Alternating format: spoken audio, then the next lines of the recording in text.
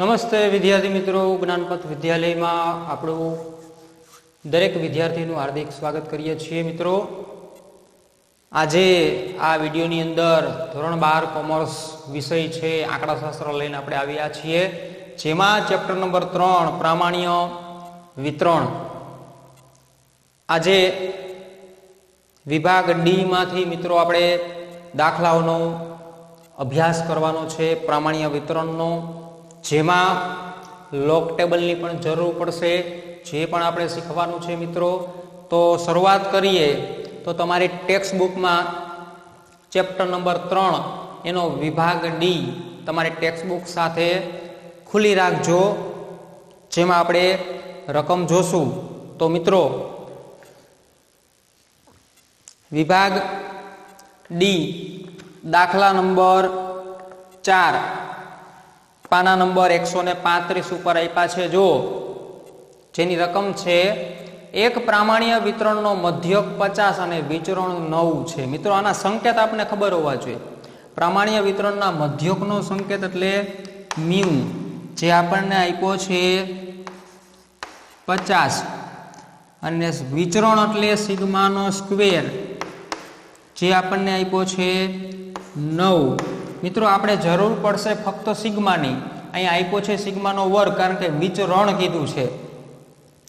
વિચલન કીધું હોય તો ખાલી સિગ્મા, પરંતુ વિચરણ કીધું છે એટલે સિગ્માનો સ્ક્વેર કહેવાય. આ સ્ક્વેર કાઢવો હોય, ખાલી સિગ્મા દર્શાવવો હોય તો વર્ગમૂળ કરી નાખવાનું. 9 નું વર્ગમૂળ 3, તો સિગ્મા મળશે આપણને 3. હવે એમાં આપણને મિત્રો 2 પ્રશ્નો પૂછાય. એમાં પહેલો પ્રશ્ન કે પ્રામાણ્ય ચલ x ની કિંમત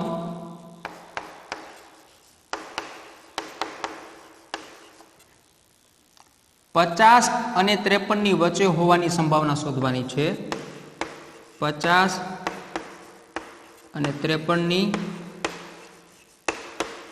વચ્ચે હોય, આની આપણે સંભાવના મેળવવાની છે. મિત્રો, આ જે x ની કિંમત આપી છે 2 આપણને, જ્યારે 2 કિંમત આપણને આપી હોય તેને ક્રમ આપી દેવાનો x1, અને બીજી જે કિંમત આપી છે x2. તો સંભાવના મિત્રો પ્રમાણ્ય વિતરણમાં શોધવી હોય એટલે x ની કિંમતથી સંભાવના ન મળે. પ્રમાણ્ય વિતરણમાં મિત્રો x ની કિંમતમાંથી z ની કિંમતમાં પરિવર્તન કરવું પડે, પછી જ આપણને સંભાવના મળે. તો અહીંયા x1 ની કિંમત અને x2 ની કિંમતને z1 અને z2 માં કન્વર્ટ કરશું. તો z માં કન્વર્ટ કરવા માટેનું સૂત્ર આપણને યાદ હોવું જોઈએ. તો અહીંયા લખવાનું x નું z માં રૂપાંતર કરતા, તો પેલા x1 નું z1 માં રૂપાંતર કરશું. તો એનું સૂત્ર લખવાનું z1 બરાબર x1 માઇનસ મ્યુ છેદમાં સિગ્મા. તો કે x1 કેટલા આપ્યા છે મિત્રો 50, માઇનસ મ્યુ કેટલા આપ્યા છે એ પણ 50, છેદમાં સિગ્મા કેટલા આપ્યા છે તો કે 3. તો 50 માંથી 50 જાય તો 0, અને 0 ભાગ્યા 3 એટલે 0. તો મિત્રો આપણે z1 મળ્યા 0. એવી રીતે આપણે x2 નું z2 માં રૂપાંતર કરશું. આ જ સૂત્ર z2 બરાબર x2 માંથી બાદ કરવાના માઇનસ મ્યુ છેદમાં સિગ્મા. તો કે x2 કેટલા આપ્યા છે 53, માઇનસ મ્યુ કેટલા છે તો કે 50, છેદમાં સિગ્મા કેટલા આપ્યા છે તો કે 3. તો કે 53 માંથી 50 જાય તો 3, અને ભાંગ્યા પણ 3. તો કે 3 ભાંગ્યા 3 એટલે 1. તો આપણને z2 મળ્યા 1. રેડી? હવે આપણને એને સંભાવના પૂછી છે. સંભાવના એટલે p કાઉન્સમાં પેલા x સ્વરૂપે દર્શાવશું. કે 2 x ની વચ્ચે, તો કે 50 અને 53 ની વચ્ચે. તો 50 less than x less than 53, આની સંભાવના પૂછી. x ની કિંમત 50 અને 53 ની વચ્ચે હોય એની સંભાવના શોધો। હવે આનું ઝેડમાં કન્વર્ટ થઈ ગયું, 50નું કન્વર્ટ 0માં થયું અને 53નું કન્વર્ટ 1માં થયું અને એક્સનું કન્વર્ટ ઝેડમાં, એટલે એક્સની જગ્યાએ ઝેડ લખવાના માટે પી ઓફ 50ની જગ્યાએ 0 less than zed less than 53ની જગ્યાએ 1, ઝેડ પ્રાપ્તાંક મળ્યો આપણને 1। આની સંભાવના આપણને પૂછી છે। હવે સંભાવના મળે કારણ કે એક્સનું આપણે રૂપાંતર ઝેડમાં કર્યું, આ x1 છે, આ z1 છે, એક્સની જગ્યાએ ઝેડ લખવાના, આ x2 છે એનું z2માં રૂપાંતર થઈ ગયું। હવે મિત્રો આપણે આકૃતિ દોરવી પડશે, પછી આપણને સંભાવના મળશે। તો કે પ્રમાણીય વિતરણની આકૃતિ એટલે વક્ર આકૃતિ, ઘંટાકાર આકૃતિ થાય, જે આપણે પેન્સિલથી દોરવાની થાય આવી રીતે।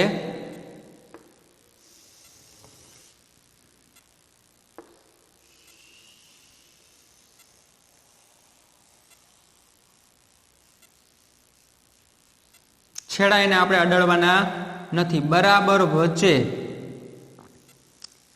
લીટી દોરવાની અને આ જે બિંદુ મળે અહીંયા આપણે 0 લખવાના હોય। 0 થી ડાબી બાજુ છે એ માઇનસ સુધી જાય, ઇન્ફિનિટી સુધી, અનંત સુધી। 0 થી જમણી બાજુ પ્લસના આંકડા આવે એ અનંત સુધી જાય, અને ઇન્ફિનિટી કહેવાય, અનંત। આવી રીતે પેલા આકૃતિ દોર નાખવાની, પછી જે માપ પૂછ્યું એ આપણે લખવાનું કે 0 પેલો છેડો છે એ 0નો, તો કે 0નો છેડો તો ઓલરેડી દોરેલો છે, જો ઊભે લીટી દોરવાની થાય આપણે। અને બીજો છેડો 1નો, 1 એટલે પ્લસ છે, પ્લસ 1 કે બાજુ આવે, ડાબી બાજુ આવે કે જમણી બાજુ, તો કે જમણી બાજુ। ક્યાં આવે એ માપ આપણે નથી જોતું, આવે જમણી બાજુ એટલે નજીક ગમે ત્યાં દોર નાખવાનું ઊભું લીટું, બીજો છેડો। તો આ જે છે 0 એ Z1 છે આપણો, અને બીજો છેડો છે એ Z2 નો છે, જે 1 છે। તો એને આપણે સંભાવના પૂછીએ 0 અને 1ની વચ્ચેનું સંભાવના એટલે કે ક્ષેત્રફળ, તો કે 0 અને 1 વચ્ચે કીધું છે એટલે અહીંયા આપણે ડિઝાઇન દોરી નાખવાની।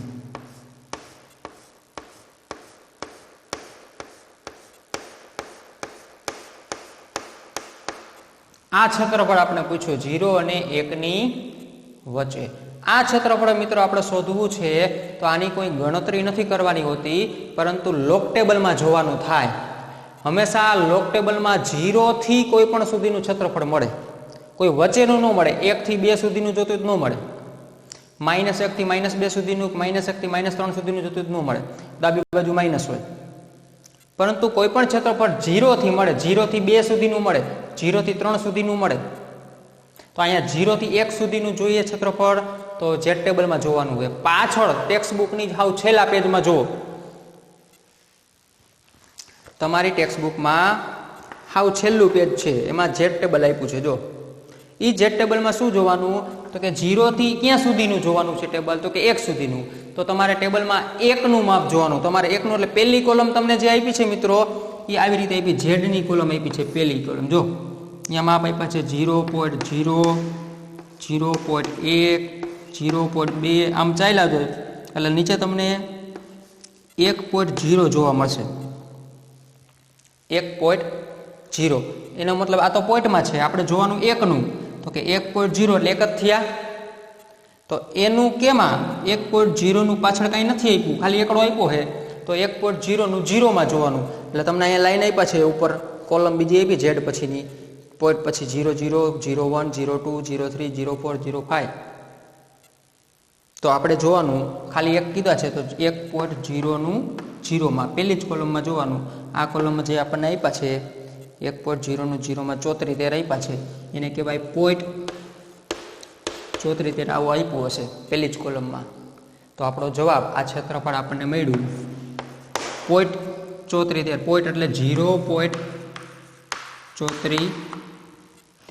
આવી રીતે આપણે ટેબલમાં જોઈ અને આપણે લખવાનું થાય, એટલે આપણને જવાબ મળ્યો કે વાય 0.34 તેને લખવાનું। માટે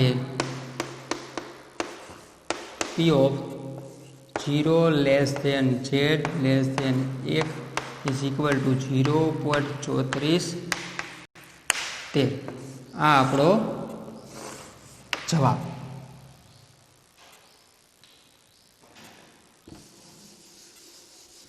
આવી રીતે મિત્રો ટેબલમાં આપણે જોવાનું થાય, એટલે ટેબલમાં તમે જોઈ શકતા હોવા જોઈએ। તમને હું એમ કહું કે ટેબલમાં ચાલો જુઓ 0. મારે આનું ટેબલમાં જોવું 0.55 તો પોઈન્ટ પછી એક આંકડો લેવાનો, પોઈન્ટ પહેલા એક આંકડો આ રીતે લીટું કરી નાખવાનું. એટલે પહેલી કોલમમાં ઝેડ વાળી કોલમ છે ને એમાં આ જોવાનું 0.5 અને 0.5 દેખાય એની સામે વહી જવાનું.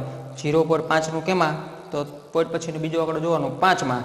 તો આડી કોલમ 0.5 વાળી કોલમ હોય એ 5માં ઊભું જોવાનું કે અહીંયા શું આવે છે. બરોબર, ખાલી 0.5 કીધા હોત 55 ની જગ્યાએ તો 0.5 નું કેમાં જોવાનું, કાંઈ નથી કીધું તો 0માં જોવાનું. અહીંયા કીધા હોય 0.52 કીધા હોય તો 0.5 નું 2માં જોવાનું. 2માં એટલે 0.2 ની કોલમ હશે એમાં તમારે જોવાનું થાય. બરોબર, પછી તમને એમ કીધું હોય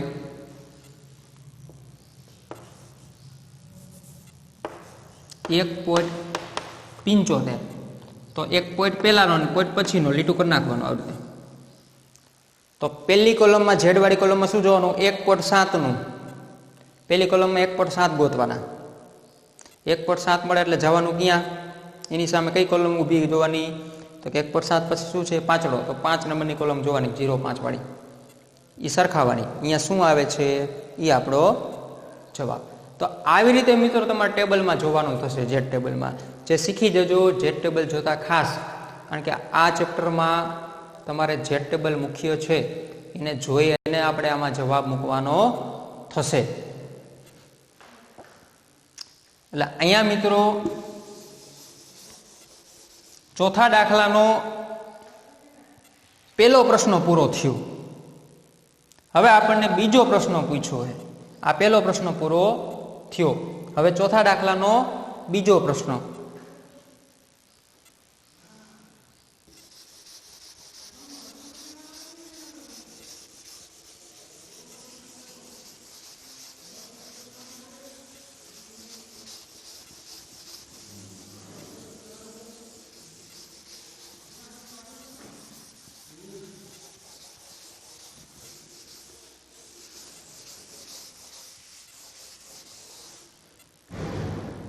ચાલો બીજો પ્રશ્ન જુઓ. બીજા પ્રશ્નમાં આપણે એને શું કીધું છે કે x ની કિંમત કે બે વચ્ચેની છે.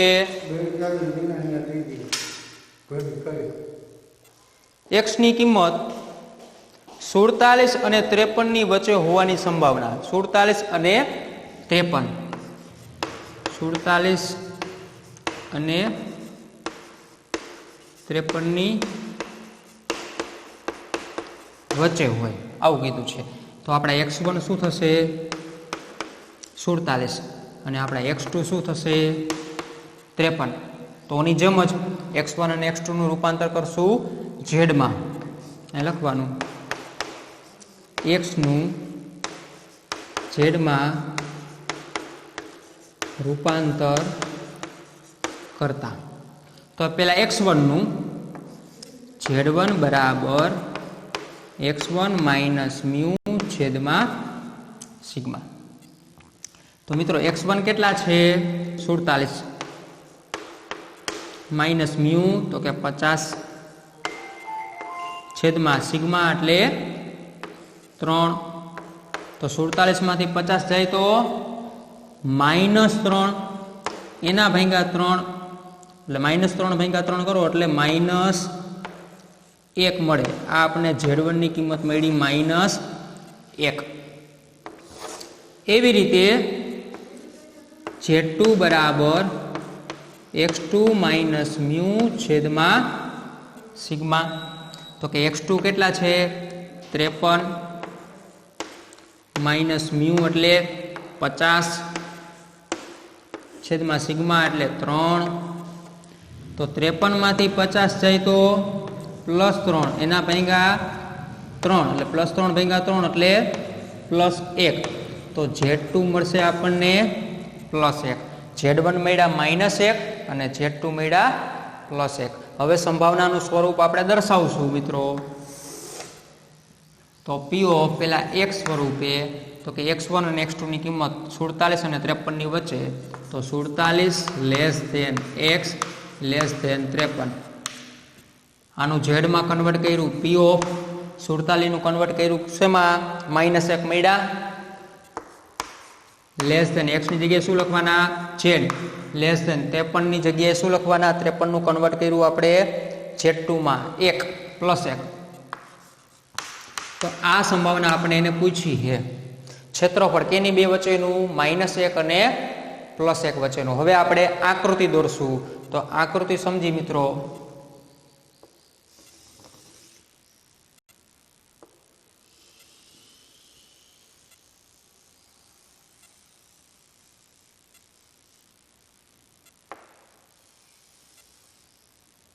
બરાબર વચ્ચે શૂન્ય લખવાનું, ડાબી બાજુ -ઇન્ફિનિટિવ, જમણી બાજુ +ઇન્ફિનિટિવ, આડો આંઠડો દોરવાનો.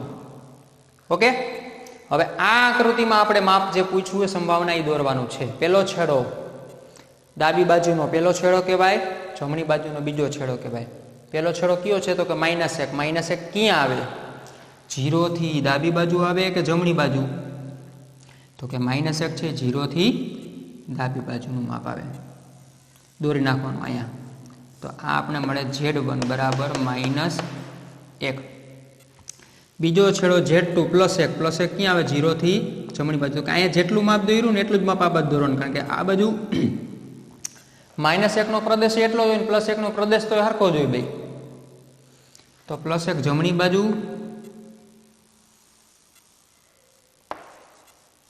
એ આપણે મળે Z2 +1. હવે ડિઝાઇન કેમાં દોરવાની? તો કે કયું ક્ષેત્રફળ કે બે વચ્ચેની પૂછી છે? -1 અને +1 વચ્ચેનું. તો -1 અને +1 વચ્ચેનું તમારે ડ્રોઈંગ દોરવાનું થાય.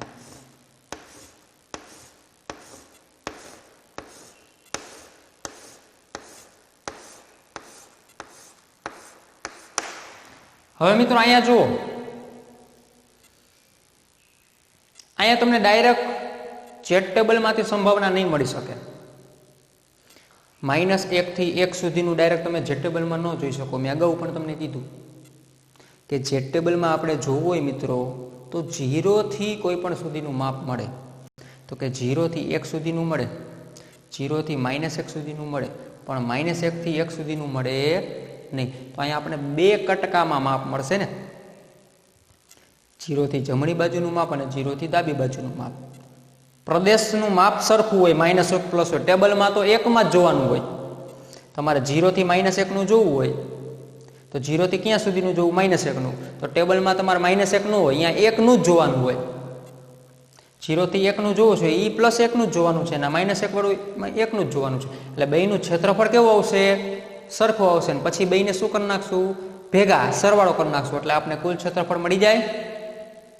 તો કુલ ક્ષેત્રફળ દર્શાવવા માટે આવી રીતે સાંકેતિક ભાષામાં લખવું પડશે. આ સાંકેતિક ભાષા એટલે આ P of -1 less than Z less than +1. એ કેવી રીતે મળશે?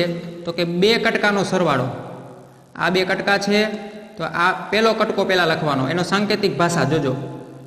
જે કટકાનો સાંકેતિક ભાષા લખવું હોય ને વચમાં તો Z જ આવે. આવી રીતે બે બાજુ લેસ ધેન નિશાની આવે. આ પેલો છેડો અને બીજો છેડો. તો પેલા કટકાનો પેલો છેડો એટલે -1, એનો બીજો છેડો એટલે 0. તો લખવાનું P of -1 less than Z less than 0. આ પેલો કટકો થયો સાંકેતિક ભાષામાં. પ્લસ હવે આ બીજો કટકો એડ કરવાનો હોય, એમાં પેલો છેડો 0 છે અને બીજો છેડો 1 નો છે. તો P of 0 less than Z less than 1 થઈ ગયા સાંકેતિક ભાષામાં બે કટકા.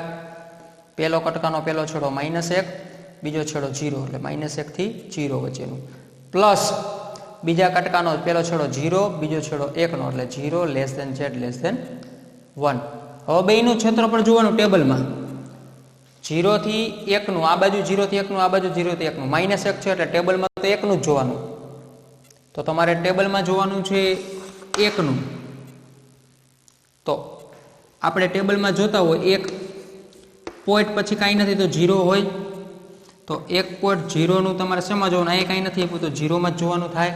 તો ટેબલમાં જુઓ 1.0 નું 0 માં, 1.0 નું 0 માં 34 13. 0.3413 તો પેલો કટકો 0.3413 હોય આ, કારણ કે બે કટકા સરખા જ છે, અહીંયા એકનું છે ને અહીંયા એકનું છે, ભલે માઇનસ રહ્યા, ટેબલમાં પ્રદેશ તો સરખો જ હોય, બરોબર. ભારતની જમીન હોય કે પાકિસ્તાનની જમીન હોય, વીઘા તો સરખા જ હોય ને, એમાં માઇનસ પ્લસ ન હોય. આ પ્રદેશ છે, પ્રદેશમાં માઇનસ પ્લસ ન હોય, આ ઝેડની કિંમત માઇનસ પ્લસ હોય, પણ ટેબલમાં તો પ્લસમાં જ જોવાનું હોય, ભલે માઇનસમાં હોય, ટેબલમાં પ્લસમાં જ જોવાનું હોય. તો આ પણ કિંમત છે એ 0.3413 જ હોય. તો પ્લસ 0.3413 બંનેનો સરવાળો કરો, 0.3413 0.3413 એટલે કેટલા આવશે? 0.6826. આ આપણો જવાબ 0.6826. તો મિત્રો આવી રીતે આકૃતિ દોરી અને તમારે માપ દર્શાવવાનું હોય. ખાસ કરીને આ જે સાંકેતિક ભાષાઓ છે એ સાંકેતિક ભાષાઓ લેસ ધેન ઝેડ બધાયમાં કોમન આવશે. આટલું છે, આ બધાયમાં કોમન આવે. પહેલો છેડો બીજો છેડો ખાસ લખવાનો. જે કટકાનો સાંકેતિક ભાષા દર્શાવો છો એ કટકાનો તમારે પહેલો છેડો અને બીજો છેડો જોઈ લેવાનો. કટકો કેને કહેવાય? કે આવી રીતે બે કટકા બનતા હોય ત્યારે સાંકેતિક ભાષાની જરૂર પડે, કારણ કે બે કટકાનો તમારે સરવાળો કરવો પડતો હોય છે. એકી સાથે બે કટકા તમને ટેબલમાં મળી શકે નહીં. તો પહેલો કટકો આ છે, તેના બે છેડા -1 ને 0. આ કટકાનો સાંકેતિક ભાષાનો પહેલો છેડો 0 અને બીજો છેડો 1. તો વચમાં તો કોમન જ છે, લેસ ધેન ઝેડ અને લેસ ધેન, એ તો કોમન જ લખવાનું. સાંકેતિક ભાષા લખતા આપણને આવડતી હોવી જોઈએ.